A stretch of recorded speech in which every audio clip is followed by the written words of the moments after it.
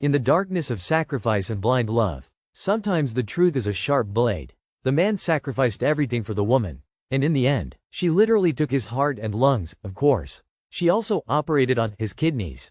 Upon awakening, he realized he was lying on an operating table, and a strange emptiness kept haunting him. Perhaps that emptiness only appears after days of overexertion. But it was only when he saw the bloodied scalpel beside him that he realized he was the victim. It was unbelievable. His kidney had been taken. He wanted to reach for his phone to call the police and demand the return of his kidney, to restore his dignity, but his frail body caused him to collapse as soon as he picked up the gun. In that moment of haze, he recalled the scene before he lost consciousness. It turned out that not just his kidney, but his entire body had been stripped bare. He couldn't understand why he was still alive. Finally, when he managed to grasp his phone, he only opened a game, lost in a foggy state. He felt the shadow of the deceased beckoning to him. Now, all he could do was gamble with fate, deciding to start the game titled World of Passion. The very next second, he found himself in another realm, the world of passion, gazing at his hollowed-out body. The good news was that he was still alive. The bad news was that his organs had truly vanished. Just then, a bus came barreling towards him. Following that, a beautiful girl in black slowly stepped out of the vehicle. Not only was her figure enticing, but her beauty was also captivating. He immediately retracted his earlier thoughts. She was merely a girl in black. The girl in black stared intently at him, yet he felt no fear. After all, he was now completely empty. What more was there to lose? Could she really kill someone who was already dead? With that thought, he suddenly felt the emptiness in his chest widen a little more.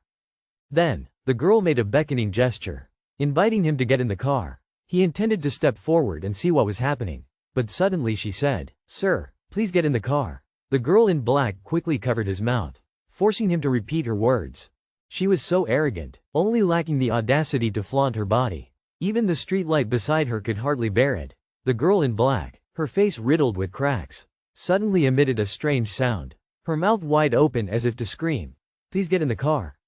He merely sneered in contempt. Does a man without any organs still have anything to fear? With that, he delivered a powerful kick, sending the girl in black spinning. "Now, tell me, sir, please get in the car." He swung his hand, retaliating with a strong kick of his own.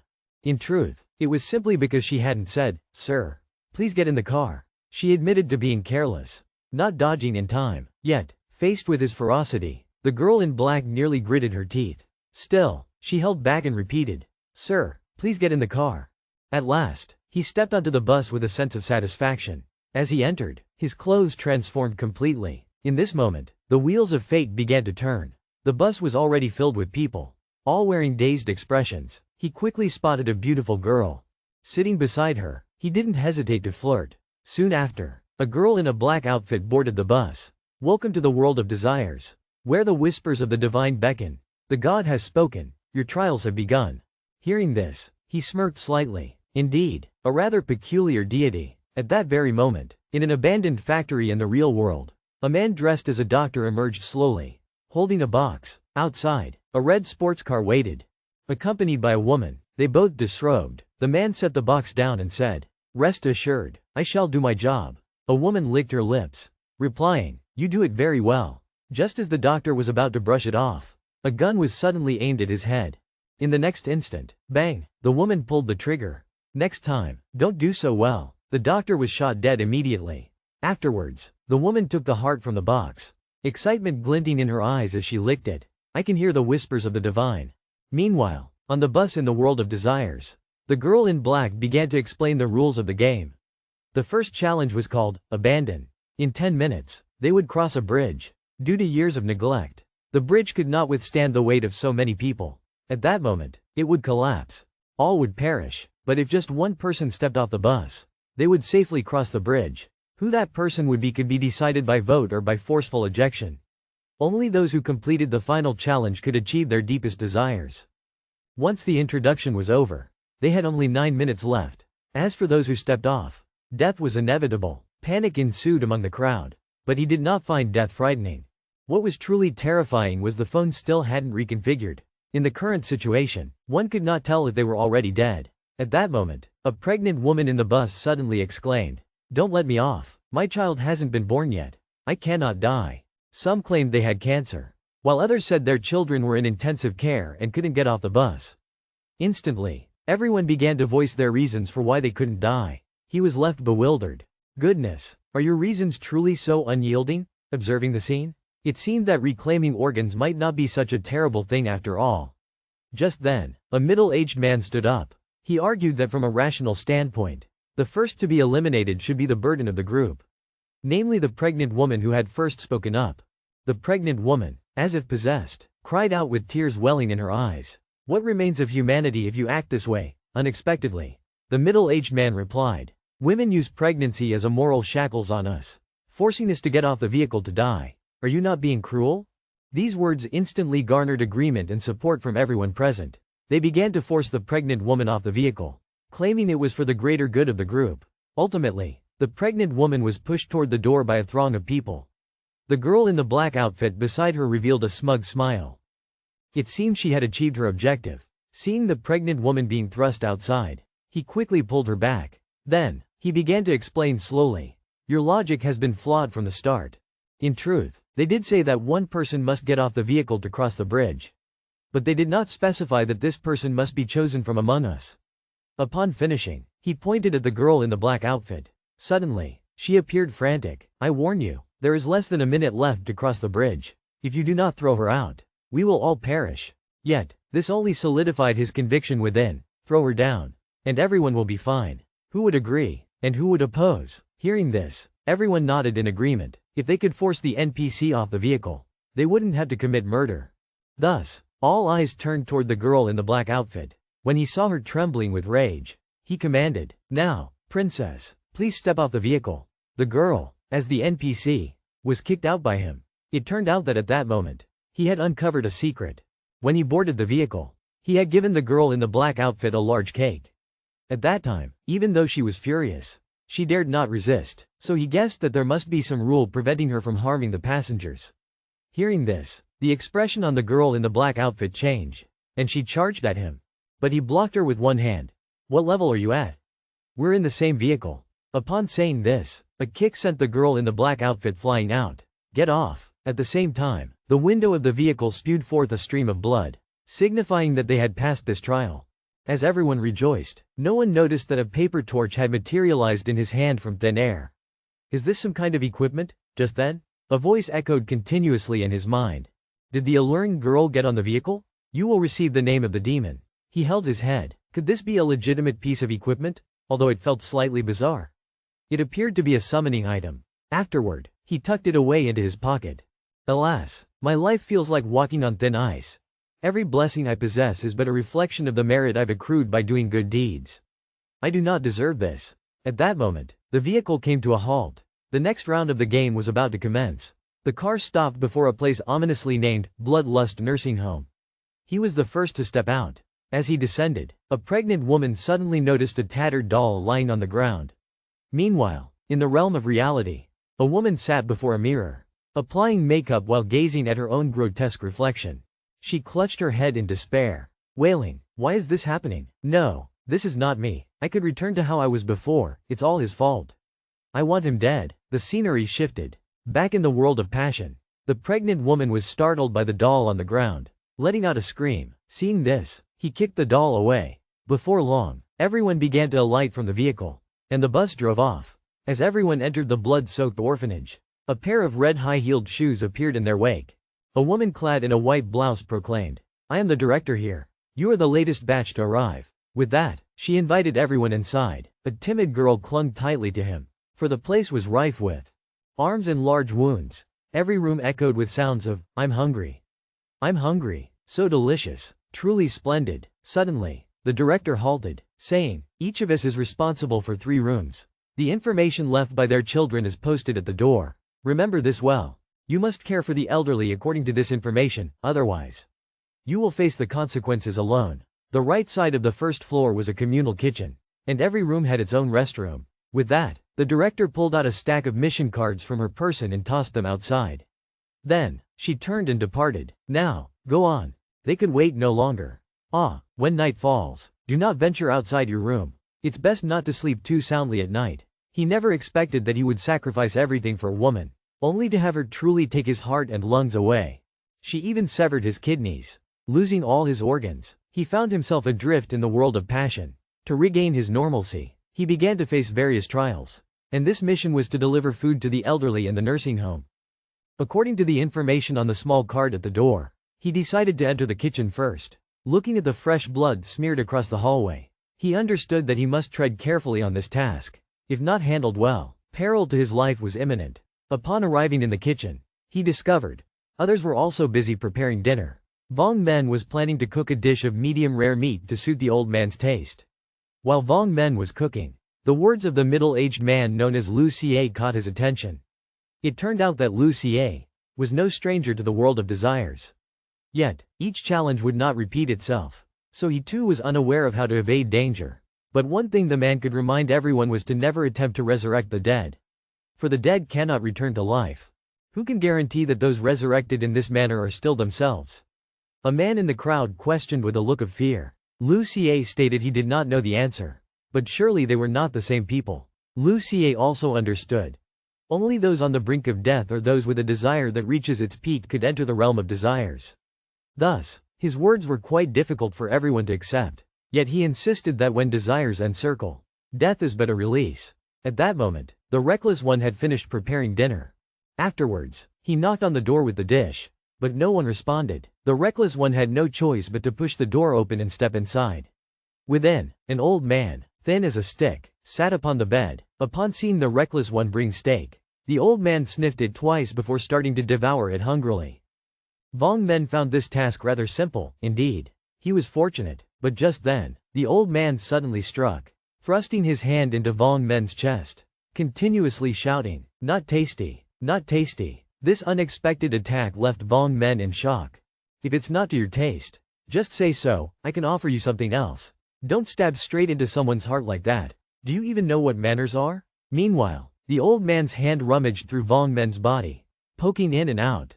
Discovering it was completely empty inside, the old man grew furious and continued to jab into the reckless one's chest. In and out, all the while muttering, a bah, but inwardly cursing, is this fellow even human? Yet at that moment, the reckless one was truly displeased, never expecting to be robbed while still alive. Even in death, to be searched through. It seems both man and ghost must take their turn rummaging through me. With that, he pulled out a talisman. The tiger does not show its might. And you truly think I am Hello Kitty? At that moment, the reckless one seemed possessed by the Grim Reaper, exuding an aura of terror. You dare to poke at my thoughts? Do you have such a picky palate? In an instant, the old man was slapped by the reckless one, who then continued to grab the old man's head, forcefully slamming it down onto the ground. If you won't eat, then I shall make you eat. The reckless one spoke while striking, as if devoid of any patience. Poor old man, merely stammering, a bah. Yet the reckless one understood nothing. Just then, the door suddenly swung open, revealing the pregnant woman from the car. But the scene before her filled her with terror. Her eyes widened in shock at the blood-soaked room. The old man had thrust his hand into the man's chest, only to discover it was empty inside. It turned out the male lead had long been drained of life. The reckless one, filled with rage, immediately brandished his weapon. He began to attack the old man, and the sight of the bloody scene caused the pregnant woman to faint instantly.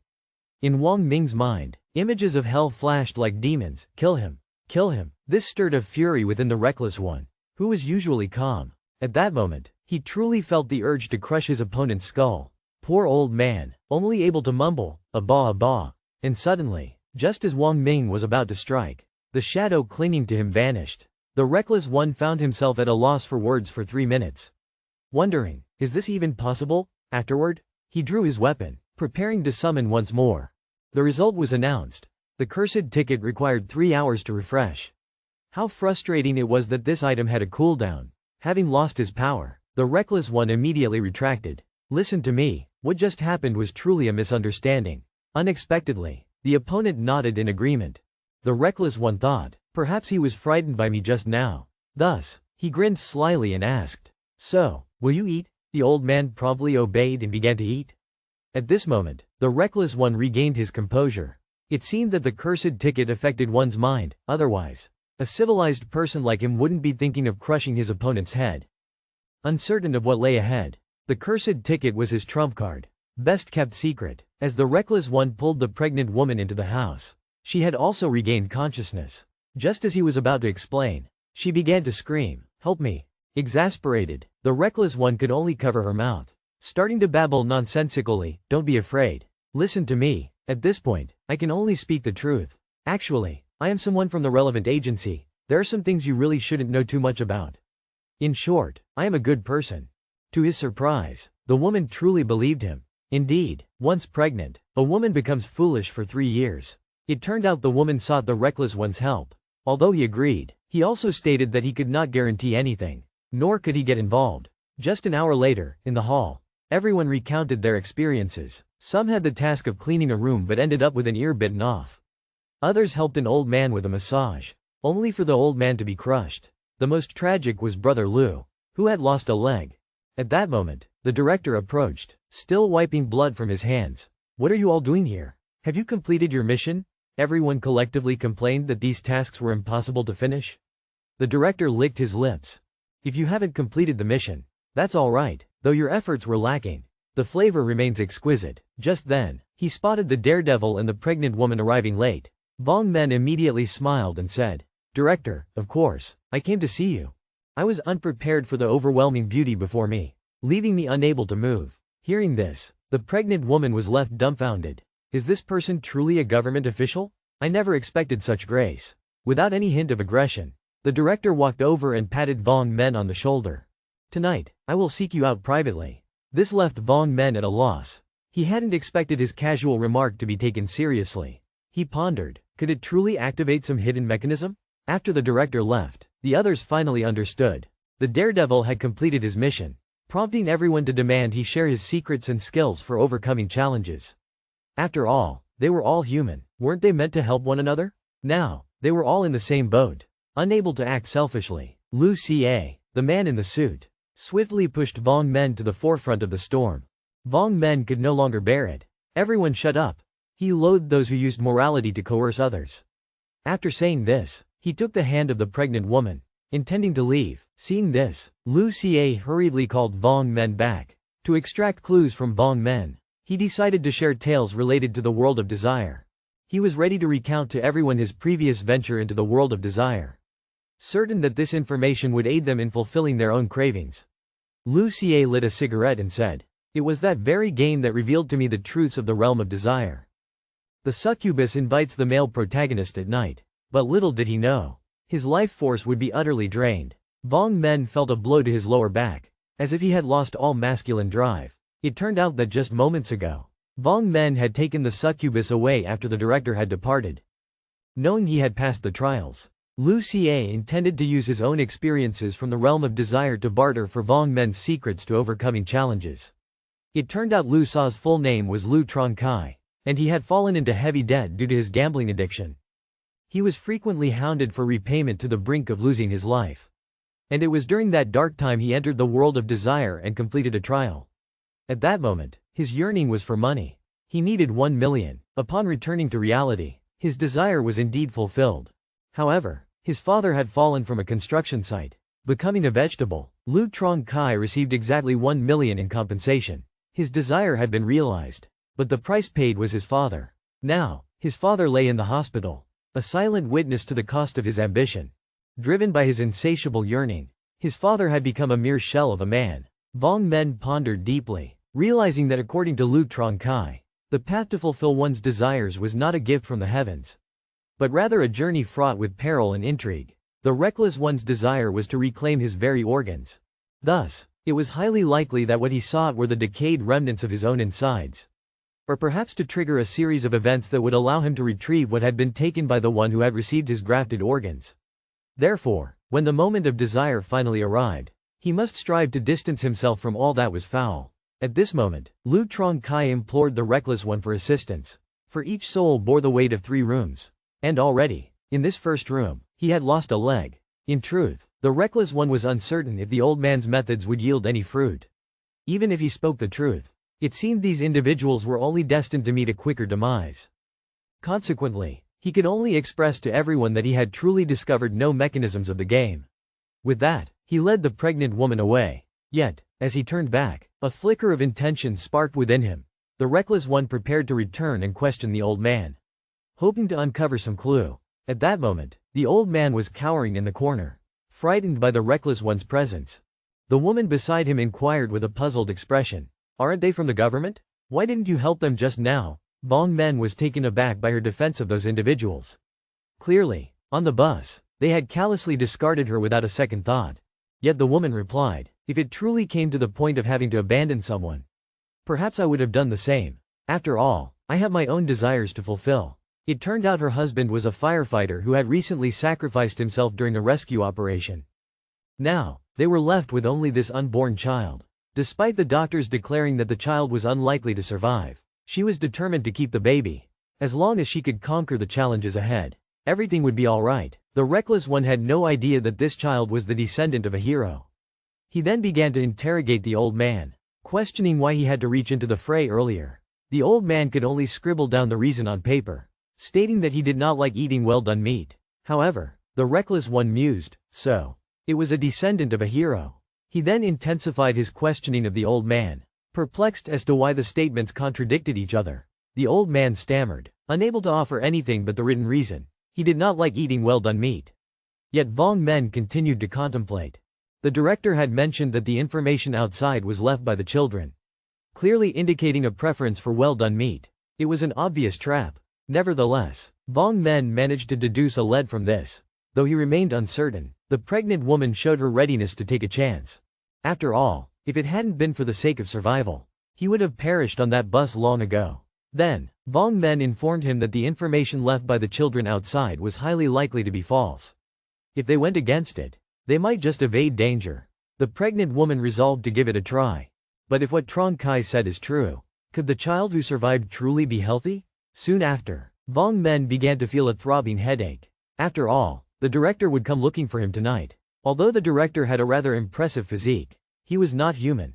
2 hours later, as Vong Men lay relaxed on his bed, the director truly arrived. "Why are you standing there in a daze? Let's go with your sister just this once." Vong Men began to ponder, even though the cooling period for the ghost bus ticket had ended.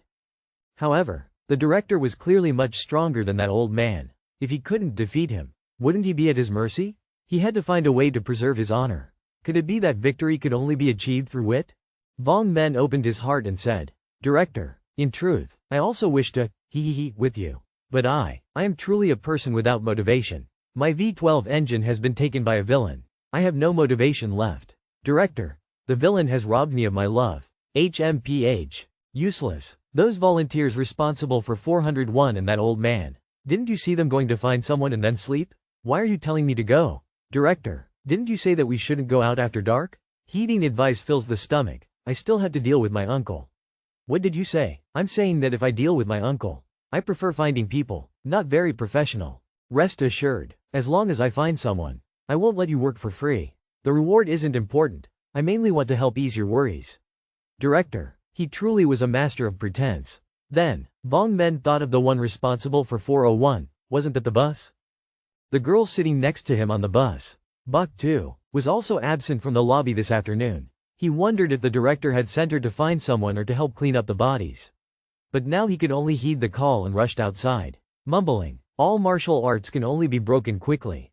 Those who fight, line up in front. The Supreme Elder is in a hurry as commanded." But the more Vong Men walked, the more anxious he felt, as he realized the sound of his footsteps was too soft. Was something strange happening? But when he reached the 4th floor, Vong Men suddenly realized he was wearing sneakers. They made no sound at all. But the footsteps following him from the 2nd floor must be high heels. Just then, a shadow unexpectedly appeared behind Vong Men. "Finally caught up with you." The man suddenly realized there was a ghost behind him. Yet he began to sing, "I fear ghosts. But the ghost that gave me life doesn't scare me. Yet people leave me injured." It turned out the male lead was someone without internal organs. There was really no reason to fear ghosts. But as the ghost's face continued to emerge behind him, he felt the need to be cautious. He had to think of a way to escape. However, the ghost would not let go, one hand directly gripping his shoulder. Vong Men decided he could no longer sit idly and wait for death.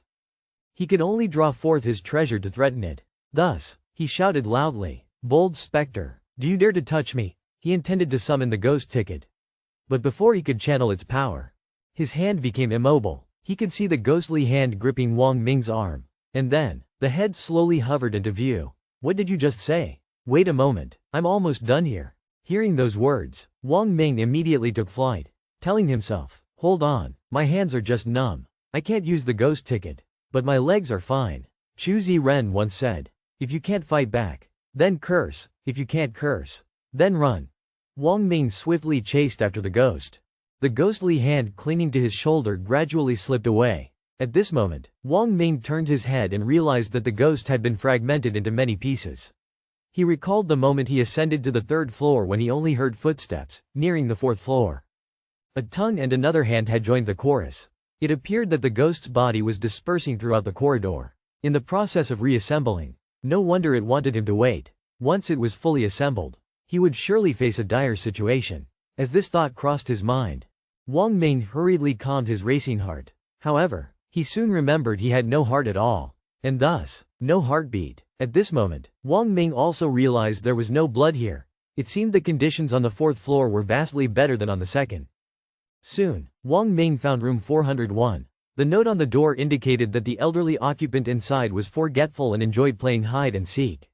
Always hiding behind the curtains. But playing with him was highly dangerous, so one should not concern themselves with him.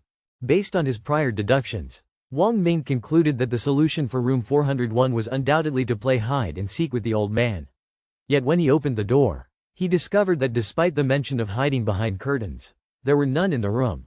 Just as Wang Ming pondered where to search, hurried footsteps echoed through the corridor. Soon after, he spotted two formidable weapons rushing towards him. It was the girl Bai Zi whom he had been searching for. Wang Ming quickly inquired about the old man he was responsible for. It turned out that the girl was terrified because she had been playing hide and seek with him. Wang Ming couldn't help but be taken aback. Could it be that the clues he analyzed were wrong? Then what about the pregnant woman? As this thought struck him, Wang Ming quickly asked about the situation. It turned out that the girl with the ample bosom had found the old man on her first try. He was hiding behind the curtain. However, he requested to play again, and when she found him for the second time, she discovered that behind the curtain there were now two figures. By the third time, 3 figures emerged from behind the curtain. Each round added another person. And now, there was no longer any room to stand behind the curtain.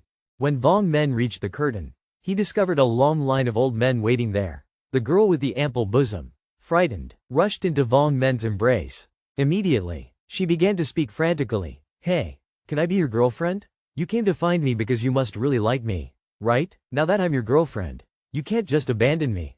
Wang Ming was utterly dumbfounded. He hurried to explain that he was only there to fulfill the director's task. Little did he know that at the moment he turned his back, several large weapons had propelled him forward. You are my boyfriend now, even if it costs me my life. I must protect you. Sorry, stranger. With that, she bolted away. This powerful blow made Wang Ming realize that these people, even a pregnant woman, dared to experiment with him, unexpectedly wanting him to take their place in facing death. Indeed, women only slowed his blade's withdrawal. Having said that, Wang Ming immediately took out his treasured item. Then, he pulled the curtain aside. Surprise, in the next moment, a long line of hippo-headed monsters appeared, their fierce demeanor transforming into something exceptionally bizarre. At last, we've found you. Now it's my turn to hunt you down. 32. I found you. The man was the first to pull the curtain back. Within it lay a long line of hippo-headed monsters. Oh my, in ambush. Evil spirit armor fusion. I will take on 10 of them. At that moment, Wang Ming felt incredibly powerful. Just one light strike could take down a hippo monster. As the monsters rushed at him one after another, Wang Ming dispatched them with a single punch. Suddenly, a hand pierced through Wang Ming's chest. The hippo monsters attacked him unexpectedly, but they were unaware that what Wang Ming despised the most was being harmed by others. He immediately yanked the large hand out of his chest, severing the threads as well. You truly must die. At this moment, Wang Ming completely exploded. After a while, the room had turned into a river of blood. Wang Ming was panting heavily. Exhausted, all the hippo monsters had been dealt with by him, and the figures behind him slowly faded away. It turned out that the use time for his item had expired after 3 minutes. Although he could not become a real man, Wang Ming managed to handle all the hippo monsters before the evil spirit train ticket expired. However, Wang Ming was utterly unprepared for the fact that the dead hippo monsters began to recover rapidly. In a blink, all the hippo monsters were fully revived. Wang Ming turned around and was stunned himself. Is this hacking? Where's the administrator? I want to report this. At that moment, with no props to assist him, Vong Men could only plead, "Hey, look over there. What a beautiful moonlit night it is tonight. Let us cease our fighting and admire the moon together." At this moment, Vong Men suddenly realized that this old man had become frenzied, attacking madly ever since the blood moon had appeared. He recalled the director's ominous warning, "When night falls, stay indoors, do not venture out, it is best not to sleep at all." So, the old man had spoken intentionally. There were dangers lurking beneath this strange moonlight, waiting to strike. These rooms had no curtains. If he truly heeded the director's advice and hid away, once darkness enveloped the place, the old man inside would be driven mad by the moonlight and turn violent. It became clear that the director was not a benevolent figure, rather, he saw them merely as fodder for those old men. With this realization, Vong Men fully grasped the situation. He anxiously grasped a wooden rabbit. In one swift leap, he landed on the head of a monstrous hippopotamus, immediately drawing the curtain up. He blocked the red moonlight. The very next moment, the hippopotamus monsters fell silent, and their bodies began to dissolve into nothingness. In but a heartbeat, they vanished entirely, leaving behind only a gentle old man. Having resolved the looming danger, Vong Men approached to offer solace. "Sleep well. It was late, let us rest now. Tomorrow, we can play hide and seek again, shall we?" To prevent the old man from being bathed in the moonlight once more, Vong Men lowered the curtains in the room and tucked the old man in. Although they had found the missing elder in room 401, the director's actions remained somewhat justified. Yet the blood had not yet dissipated, and moving about now could invite further dangers. For safety's sake, Vong Men resolved to remain here until the recovery ticket was ready before returning. At that moment, a large face appeared, and to his surprise, it was the girl in white stockings who had just fled. She crawled toward Vong Men, crying out for help. "I see you, you scoundrel. You are my boyfriend. Come save me." But in the next instant, a massive white hand seized Bak Ti-nu, and then all was silent. Throughout it all, Vong Men merely observed in silence. "It's not that I don't want to save you, it's just that my ticket is still in recovery. I truly am powerless. Moreover, running away was a choice you made for yourself." Thus, after 3 long hours, Vong Men finally managed to grasp the prop and prepare to leave.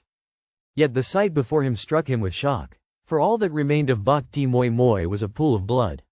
He feared she might have encountered a great calamity in the corridor, risking her life. With that thought, he hurriedly retreated. Swiftly, Vong Men arrived back at room 203, the one he was responsible for. He then asked the old man inside to jot down the dish he desired for the following day. The old man replied that he only wanted raw meat. Vong Men was perplexed by the old man's peculiar taste. The elder responded that, in truth, he did not enjoy raw meat at all, but his son loves to eat. At that moment, Vong Men finally understood. It turned out that these pieces of meat were intentionally left behind for his son. Yet, these pieces of meat had already gone rotten, hadn't they? The old man smiled and replied, "Because I do not know when he will return." At this moment, Vong Men could only remain silent. The old man was waiting for his son, unaware that he had long been abandoned by him in this bizarre nursing home. Left to fend for himself, the raw meat, kept out of affection, had gradually begun to emit the foul stench of decay as the days passed. Love and hatred intertwined, entangled in obsession, a cruel reality. Is this truly the world of desire? The male protagonist was merely here to clean a room. As a result, upon opening the door, he encountered, not love, but a ghost. It turned out that after Vong Men completed his first task, the following day, everyone was summoned by the ruthless director. This time, the number of participants was even fewer than the night before, clearly indicating that some had failed to complete their missions. Among the crowd, Vong Men found the pregnant woman. Seeing that he was still alive, she felt relieved. The pregnant woman hurriedly approached Vong Men to apologize and thank him for providing her with a clue the day before. She also expressed her desire to share this method with others if it were feasible. Desperately generous, she insisted it was no problem. Just then, a commotion of footsteps echoed, announcing the arrival of the immensely cruel director. He raised his hand, cutting through the chatter, and directly issued today's task. Then, licking his lips, he called out, "Vong Men, come here," and handed him a package. This was considered a reward for Vong Men's efforts in retrieving the old man from room 401 the night before. With an expression of delight, he accepted the package with utmost sincerity. However, the next moment, he was yanked away by the director, who said, "Tonight, I will come looking for you again." Hearing this made Vong Men cry without tears. After that, he hastily opened the package, finding a stack of cash inside. He had not anticipated that the world of desire also had its own currency. The robust and strong Chuang Kai explained that this was the currency of desire. As he had participated in a challenge before, he had seen others use what they called a wish pen. Vong Men thought to himself that this must be what the underworld calls for summoning a Taoist priest. Then, with a disgusted expression, he stuffed it into the chest of the muscular Chuang Kai, who hurriedly explained, "Please, do not underestimate this. During the previous challenge, players had killed one another over just 10 wish coins, resulting in the death of 3 individuals." Meanwhile, Chuang Kai was puzzled, wondering what Vong Men had done the night before that had earned him so many wish coins from the director. Vong Men spoke to the group, stating that he was only assisting the director in locating the missing elder from room 401 and gathering news about the volunteer. Instantly, everyone believed that Vong Men must have grasped some new clues.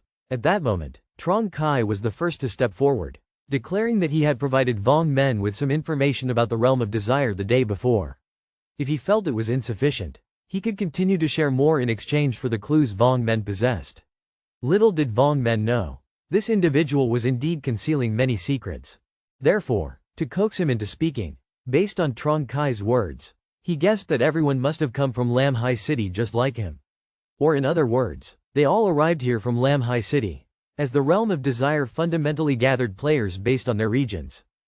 In truth, there indeed existed a connection among the group, which confirmed that Trong Kai was not mistaken. Thus, Trong Kai hastily promised Vong Men that if he would share the precise clues with him, once they emerged from this place, he was willing to give Vong Men 100.000 as a reward. And the others followed suit. Some offered 30.000, while others proposed 50.000.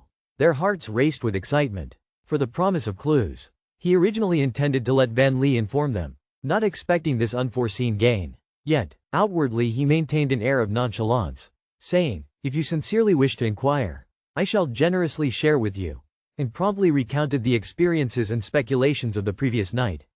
After exchanging clues with the others, Vong Men proceeded to the room for his new task. His mission for the day was to clean the room. The note on the door read, "I shall be generous and share with you." He began, recounting his experiences and speculations from the previous night. After exchanging clues with everyone, Vong Men made his way to the task room. His mission today was to tidy up the chamber.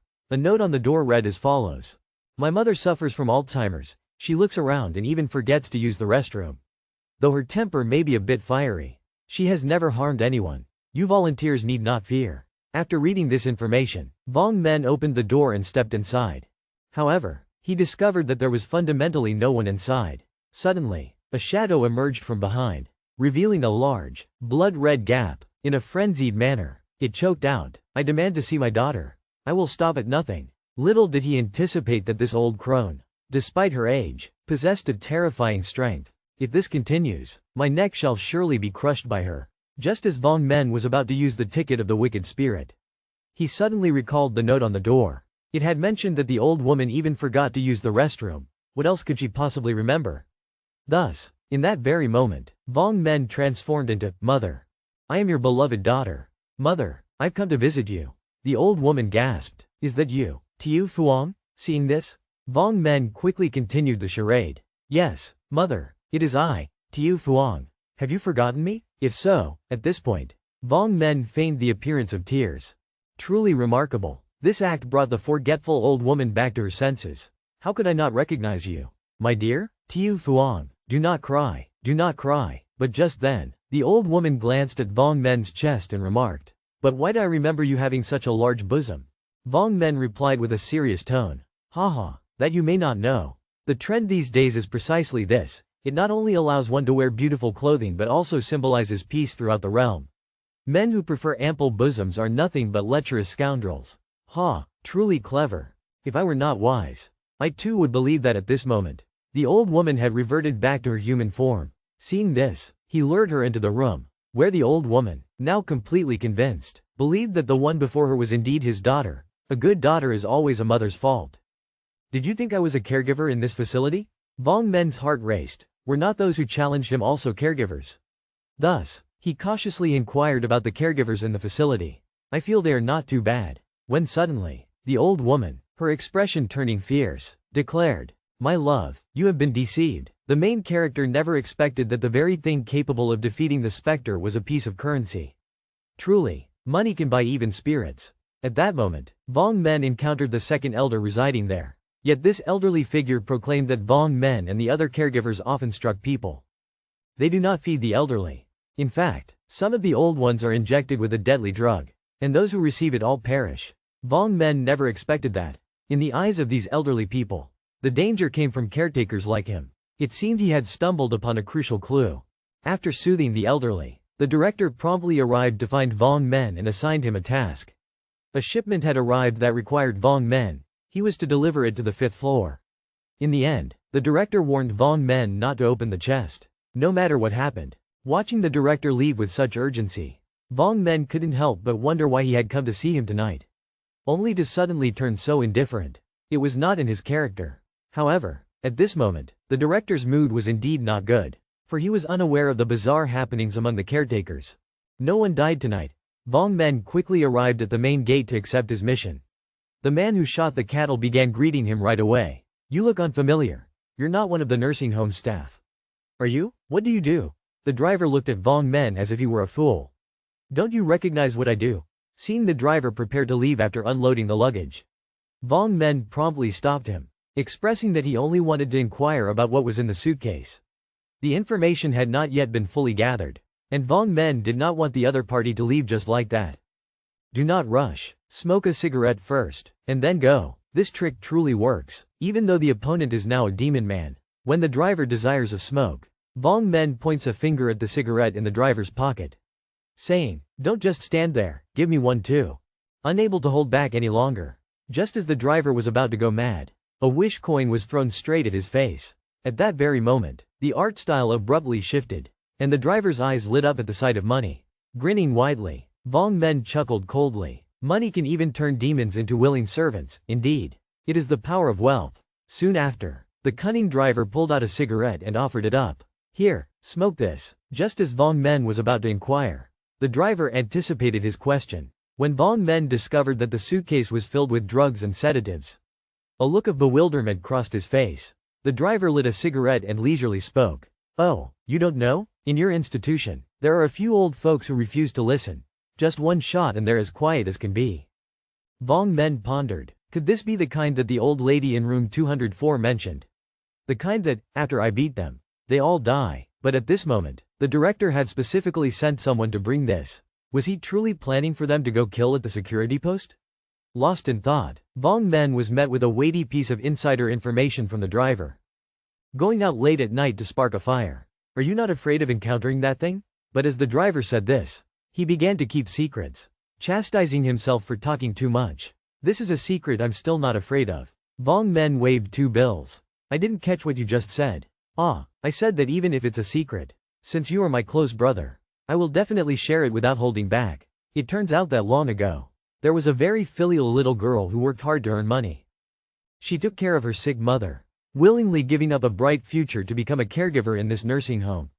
Initially, everything was going well. But unexpectedly one day, the girl's mother suddenly went missing. When found, her body had been chopped into pieces and thrown into trash bins in the hallway. They were everywhere. How horrifying. Afterward, the girl went mad and jumped from the rooftop. At this moment, Vong Men finally understood. It turned out that the ghost in the hallway was the mother of that girl. As for whether the perpetrator was ever found, the driver truly did not know. Thus, he prepared to leave. However, before departing, he gifted Vong Men some tools. A white candle and a lighter, to illuminate the way when ascending the stairs later. Because currently, the bloody case is not yet resolved. Traveling from the 1st to the 5th floor could very well lead to an encounter with Sister Big Fragment in the hallway. Therefore, to ensure safety, Vong Men lit the candle and placed it atop the cargo box. Right after that, Toei Dai Tai ran like a madwoman, with the flickering candlelight behind her. Daring not to approach, she desperately cried out, Da Dai Yu Wai Thien Long. Give me a moment. Toei Dai Tai was truly flustered in her flight, feeling a reckless exhilaration coursing through her. But soon, in her frantic state, she heard a voice coming from a garbage bin, the voice of the shattered older sister. Instantly, she felt the urge to escape, recalling the driver brother's words, which indeed turned out to be true. There was a reckless candle-wielding presence opening the lid of the bin. The figure inside shocked him. It was none other than the mysterious headmaster. The most terrifying specter of this place. Just moments ago, Vong Men had found a broken corpse in the garbage bin. And within it lay a human skin mask, the very one that had previously been taken by Toei Dai Tai. Belonging to Bok Tu Moi. No wonder he hadn't seen the body earlier, it had been dismembered and hidden within the trash. In a surge of emotion, he realized that death entwined with desire had led to this understanding. Moments later, he dashed toward the 5th floor, the highest point of the old institute, where room 501 lay. However, there were no notices on the door regarding the child, and the headmaster had not arranged for anyone to attend to the old man in room 501. Perhaps something was concealed inside. Driven by curiosity, he felt compelled to open the door. But a second later, the headmaster appeared, suddenly asking, "What are you doing?" Nearly scared out of his wits. He quickly explained that he had only come to deliver something. Following the headmaster's orders, he placed the chest in the grand hall. Yet, as he turned to retrieve his payment, he realized the headmaster had transformed into a demon, illuminated by the eerie red moonlight. With a ferocious expression, the headmaster laughed ominously, declaring, "Oh, I forgot to mention, once you reach the 5th floor, don't think about leaving." In a flash, he pulled out a sinister ticket, taunting, "You think you can deceive me? Isn't this a bit too much for an honest man?" A moment later, the headmaster's fist came crashing toward Vong Men. Fortunately, Vong Men managed to react in time. He felt an overwhelming power. This was truly terrifying. That punch carried 20 years of cultivated strength, and he feared he couldn't possibly match it with just his spirit power. All he could do was brace himself as the two began the next round. The headmaster, unflinching, laughed maniacally. Vong Men, in a moment of sheer desperation, slipped past the headmaster, darting away like a startled duck. To strike him is futile. Only a fool would dare to confront him head-on. The sole way to resolve this crisis is to draw the curtains, putting an end to the haunting whispers. Yet, as Vong Men rushed to the window, he discovered, "Oh no, where are the curtains?" Just then, the director appeared behind Vong Men, saying, "I know you've tried your best, but what good does it do? You must be feeling utterly disappointed, exhausted, pressured, and tormented." With that, he prepared to deliver a fatal blow to Vong Men. Truly, it must be said that villains often meet their demise by speaking too much.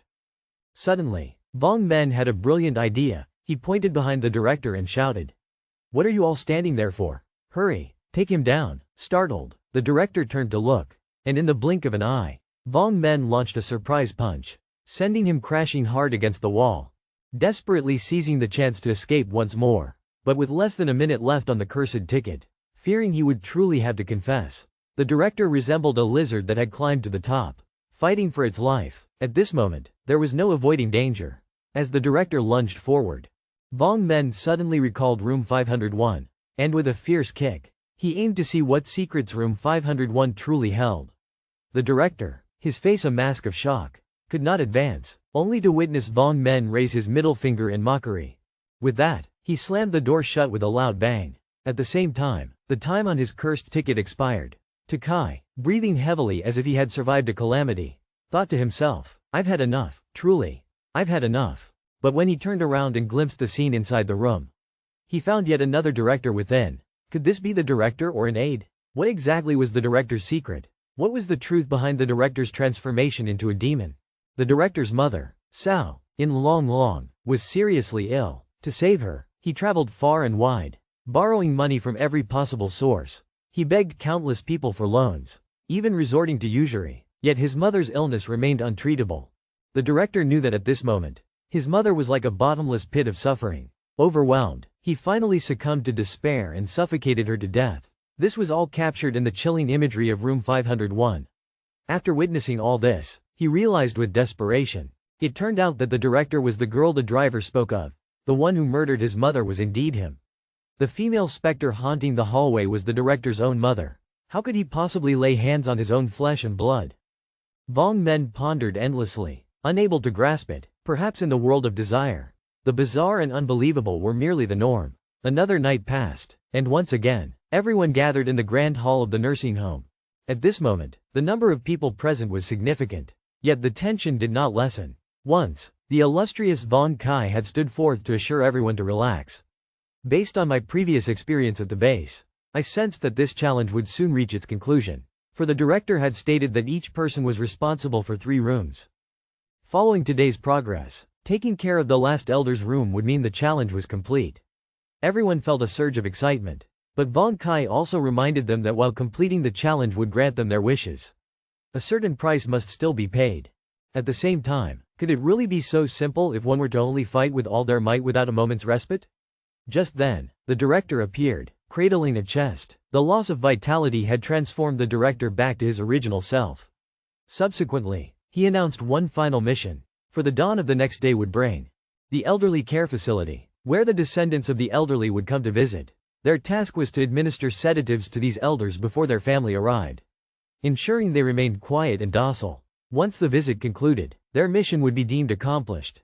After finishing his words, the director scattered the room assignments. However, he warned them that failing to complete the task, which might lead to the descendants' dissatisfaction, was an unforgivable mistake. At this moment, even Von Kai felt something was amiss, and thus he pulled Von Men aside to discuss his previous challenge.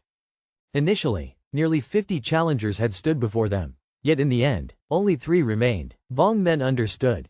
Their current survival numbers were far too high. In a world driven by desire, the survivors were but a few, and a complete annihilation of forces was now the norm. That so many remained was an extraordinary anomaly. Tomorrow would mark the end of the challenge, which could also signify the end of their lives. At this moment, desperation echoed a hint of truth, for the chest he carried was brought by him, and he suspected that the injections might hold peril. Hearing this, Thuong Kai regarded the director with grave suspicion, pondering whether he was truly underestimating the gravity of their plight. However, only by witnessing the director's madness could one grasp the peril they faced last night. He had looked after the elder who warned him that these injections could claim their lives. It became evident that this mission was a trap. Should the elders perish, their descendants would undoubtedly seek retribution against him. This injection must not be administered. Although this clue remained unconfirmed and could not guarantee 100% accuracy, the director's previous tone suggested that if they refrained from injecting the elderly, he too might turn against them. Until now, the only option left for Von Men was to let Thuong Kai reveal these clues to everyone. After all, Thuong Kai, being a seasoned player, held a certain degree of persuasion. Whether they chose to believe it or not would ultimately rest in their own hands. Later, Von Men obtained a piece of paper from window 205. Stating that the elderly person inside suffered from a mental illness and needed to be restrained all day long. If not, he would inflict harm upon himself, even upon others. Therefore, remember, never release him. After recklessly entering, he indeed saw an old man tied to the bed. The moment he saw him, the old man shouted crazily, "Get these damn things off me. I'm not crazy, I'm a normal person." A second later, the old man transformed. A tongue 10 meters long. "Damn it. You're just like him. How on earth do I resolve this?" The 70-year-old man was bound to the bed, and in an instant, he unleashed a tongue that stretched 10 meters long, making Von Men prepare to dodge for his life. Immediately, under the astonished gaze of the old man, Von Men began to untie him. Little did he expect the old man to scream even louder, thinking, "Aren't I helping you get free?" Could it be that he had misjudged? Surely, he couldn't let this person go. He saw the old man glaring at him in fury. Von Men quickly pulled out the evil spirit ticket he intended to use. Moments later, he found himself stepping on the old man's tongue. Embarrassed, Von Men laughed awkwardly and hastily stuffed the old man's tongue back into his mouth. "Ah ha ha, this is all a misunderstanding. Take it easy, my friend, this is truly abnormal." It wasn't until 3 minutes later that the old man returned to his senses, incessantly insisting that he was a normal person, that he wasn't sick, but rather, he was losing his mind. To this nonchalant attitude, the old man was quite dissatisfied. "Are you deliberately saying that? Deep down, you must think I'm ill." Von Men angrily pointed to his heart. "Alright, I have no heart, okay? How can a person not have a heart? Are you insane?" Then, Von Men lifted his shirt, revealing an empty chest. "If you don't believe me, take a look for yourself." The old man immediately showed interest. "Oh, you have a zipper, huh?" Von Men fumed. "This is Manhwa County. You know, Manhwa County, you say?" The old man sighed. Life is truly not easy for the young these days. Seeing this, Von Men realized the old man no longer harbored malice towards him. So he wanted to see if he could extract more information. "Now that you've seen my scars, we're friends, aren't we?" With that, Von Men immediately got straight to the point. "Dear friend, I've always wanted to ask you. Earlier you said that both I and that person should die. Who is that person?" To his surprise, the old man immediately frowned. That damn kid, I must kill him. He must die. In fact, Vong Men had already guessed the answer. The person you're talking about is your son, right? Hearing this, the old man became frantic. Kill him. I must kill him. Seeing the tongue that had just been stuffed back in was now spat out again. Vong Men simply stated, your son is already dead. At that moment, the old man suddenly froze. Vong Men knew that the old man's son was indeed the key to resolving the issue. The old man slowly began to retract his tongue, murmuring, he's dead? How does one die? Vong Men replied, the person is already dead. What more is there to ask? Seeing the old man regain his composure, Vong Men began to inquire. They say a fierce tiger does not eat its cubs. Why do you think so selfishly? Moreover, he was an only child. It turned out that one year, the old man lost his partner to a serious illness. The doctor said it could be cured, but the surgery cost 800,000. The old man initially intended to sell the house to save his beloved, but his son insisted against selling. In the end, a house became more important than the life of his mother. The old man grew increasingly agitated as he spoke. That unfilial wretch finally died. After venting, the old man suddenly asked Vong Men, tomorrow must be the day of visitation, right? Vong Men did not understand why he asked such a question. He only felt the old man patting his shoulder. You are a good person. I want to say goodbye to you. We must soon part ways. It turned out that in the old man's memories, every time a loved one visited the facility, the nurses would change shifts. The number of elderly living here had also diminished significantly. Compared to the once joyful days, it was now far too desolate. On the third night at the blood care home, the bloodshed ended, and the next day, a group of children came to visit their parents. To their dismay, they discovered that their parents had all died. The children erupted in anger, demanding that the nurses pay for it with their lives. This terrified the nurses. Soon after, countless screams and cries for help echoed throughout the hall. Meanwhile, the director was quietly observing everything from the upper floor. The bloodbath commenced. No one expected that the ones who had slain the elderly were their very own children. At the same time, a grand massacre was unfolding within the blood care home.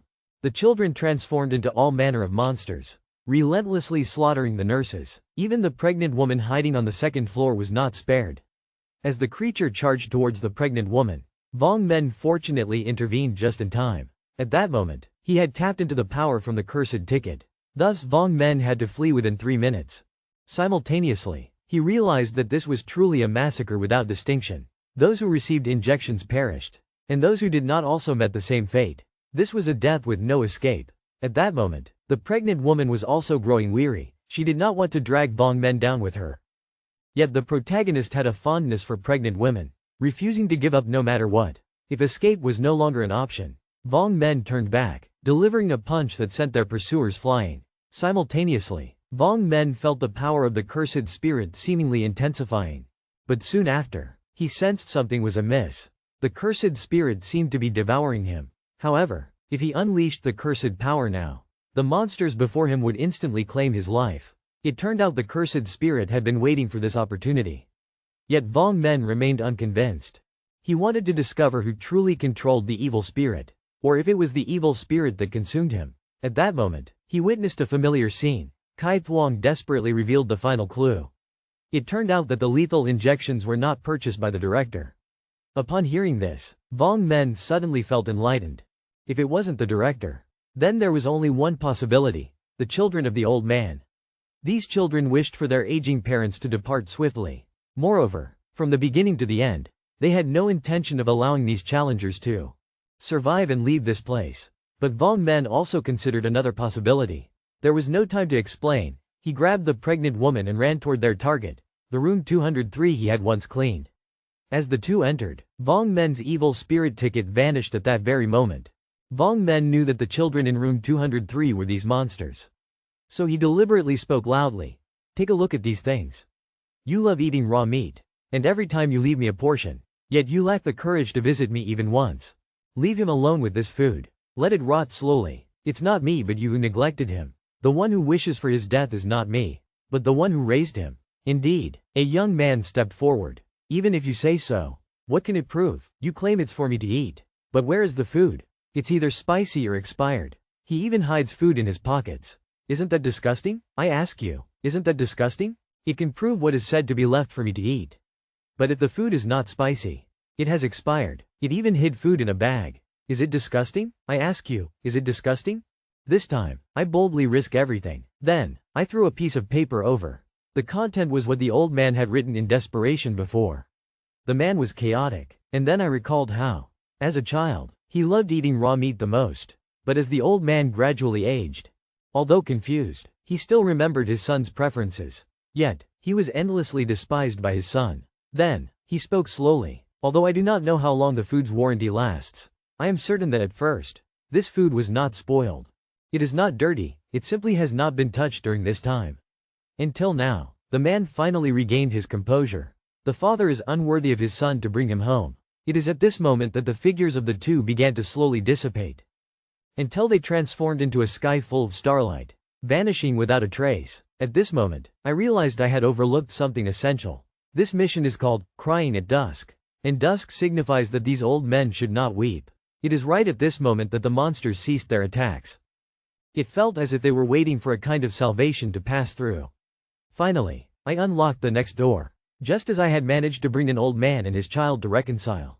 Then I planned to. The other two old men also employed similar methods to resolve the previous grudges. And soon the forgetful old man felt at ease. However, when it came to the old man whose mind was bound, his son was unwilling. He did not want to let his father kill him. After all, previously, he had given up on saving his mother for money. Thus, he could only rush in first, waiting for the old man's son outside to straightforwardly tell him that his son was not dead. However, upon hearing this, the old man was not angry, but desperately, he told the old man that his son was not dead. Yet he could not hold on much longer. His son was sick and needed a heart transplant, but the hospital could not provide a suitable match. The old man immediately expressed he could use his own heart. The old man explained, "In truth, my wife had given up on treatment long ago. I did not want to involve my child due to my illness. It was I who tricked my wife into forcing our son to sell the house. I never expected my son to refuse so decisively. Until now, I know I cannot leave this place. Now, my only wish is to give my heart to Hua-an." Just as I opened the door, it was suddenly pushed open. I saw the old man's son, Dong, kneeling before him. At this moment, he completely realized his mistakes.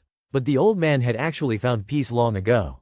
How could he blame him? Just like a pregnant woman, Van Lee resolved the 3 rooms he was responsible for in a similar manner. However, this crucial information came too late, when they desperately rushed back to the lobby on the first floor. The other challengers were already lying in pools of blood. Just when the two believed they had passed the challenge, the director suddenly appeared, blocking their path. At this moment, he had transformed into a monstrous figure, baring his fangs and claws as he charged towards death. However, the ticket of the evil spirit was still in a chilling state. And seeing the director ready to strike, the doomed one hastily pulled out a vial of sleeping pills from his bag. With one hand, he threw it out, sacrificing himself in front of the director, hurriedly explaining that he had found it under the bed in the director's room 501. But why was there a vial of sleeping pills? The director's mother had not been killed by him. Before that tragic event, she had swallowed an entire vial of tranquilizers. In a state of utter madness, the director seized the chance to flee with Yun Li. After a while, they had escaped the nursing home. When they turned back, they saw a few lines of blood slowly appearing. The tree wishes for peace.